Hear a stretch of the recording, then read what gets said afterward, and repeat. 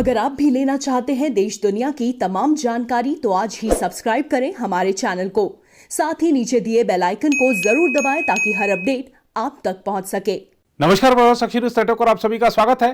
पाकिस्तान में इमरान खान की कुर्सी हिलने लगी है। जिस सेना की बदौलत वह प्रधानमंत्री बने, उसी सेना के खिलाफ पाकिस्तानी जनता खड़ी हो रही है। और देखा जाए तो पाकिस्तान के इतिहास में यह अभूतपूर्व स्थिति है कि सेना की पूरे देश में आलोचना हो रही है। पाकिस्तान की जनता और विपक्षी पार्टियां सड़कों पर उतर आई हैं और एक तरह का गृह युद्ध पाकिस्तान में देखने को मिल रहा है। पाकिस्तान की सड़कों पर मंगलवार की पूरी रात जमकर ड्रामा हुआ तो बुधवार सुबह कराची में जोरदार बम धमाके में कई लोगों की मौत हो गई। देखा जाए तो इमरान खान की हर मोर्चे पर नाकामयाबी से पाकिस्तान की अर्थव्यवस्था का बैंड बज चुका है।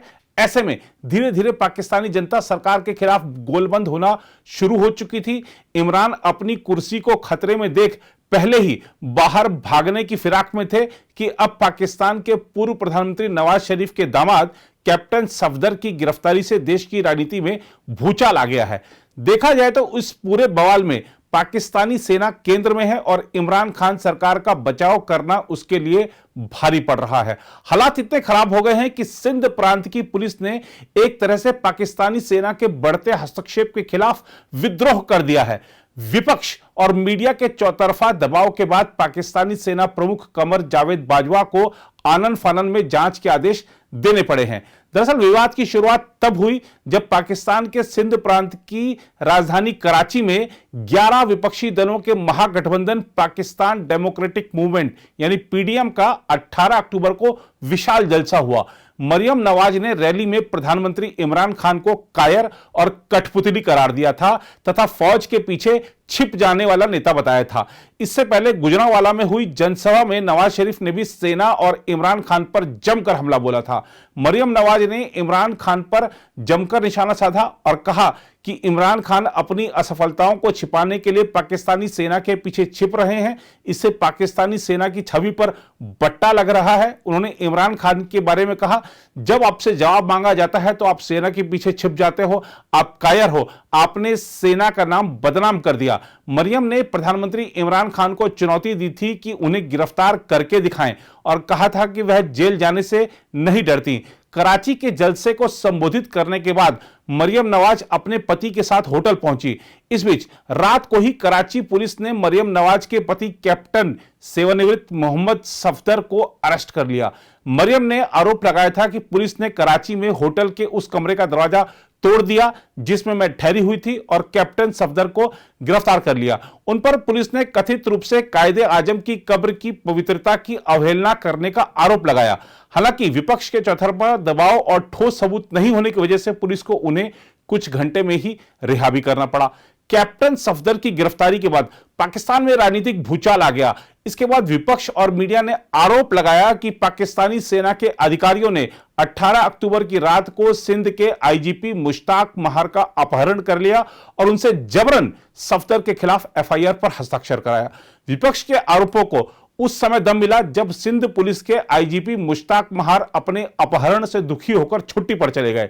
आईजीपी मुश्ताक के छुट्टी पर जाने के बाद सिंध के 70 से ज्यादा शीर्ष पुलिस अधिकारी छुट्टी पर चले गए। सिंध पुलिस के आला अधिकारियों के छुट्टी पर जाने के बाद विपक्ष ने पाकिस्तानी सेना प्रमुख कमर जावेद बाजवा पर सीधे सीधे हल्ला बोल दिया। नवाज शरीफ ने ट्वीट करके कहा, कराची की घटना से इस विचार को बल मिलता है कि राज्य से ऊपर राज्य पाकिस्तान में है। आपने प्रांतीय सरकार को मिले जनमत का मजाक उड़ाया, परिवार की निजता को तार कर दिया, अपने आदेश को मनवाने के लिए सीनियर पुलिस अधिकारी का अपहरण कर लिया, हमारी सेना की छवि खराब कर दी। आईजीपी का पत्र इस बात की तस्दीक करता है कि आपने संविधान को ताक पर रख दिया, ऐसा नवाज शरीफ ने ट्वीट करके आरोप लगाया। इसी बीच विपक्षी नेता बिलावल भुट्टो जरदारी ने पाकिस्तानी सेना के प्रमुख जनरल कमर जावेद बाजवा और ISI chief lieutenant general Faiz Hamid से बात की।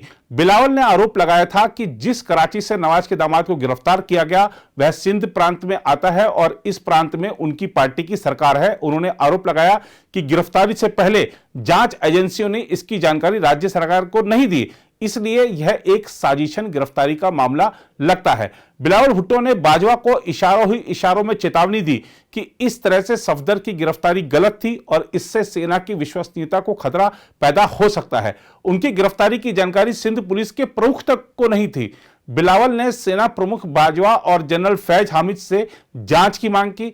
इस बीच विपक्ष और मीडिया के जोरदार हमले से डरे पाकिस्तानी सेना प्रमुख जनरल बाजवा ने आनन फानन में इस मामले की जांच के आदेश दे दिए।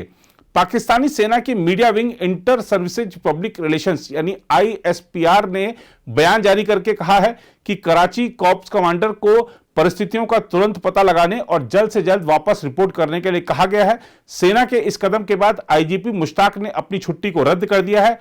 उधर इस पूरे मामले को लेकर जनरल बाजवा की देश भर में थू-थू हो रही है। विपक्ष सेना से राजनीति से दूर रहने के लिए कह रहा है।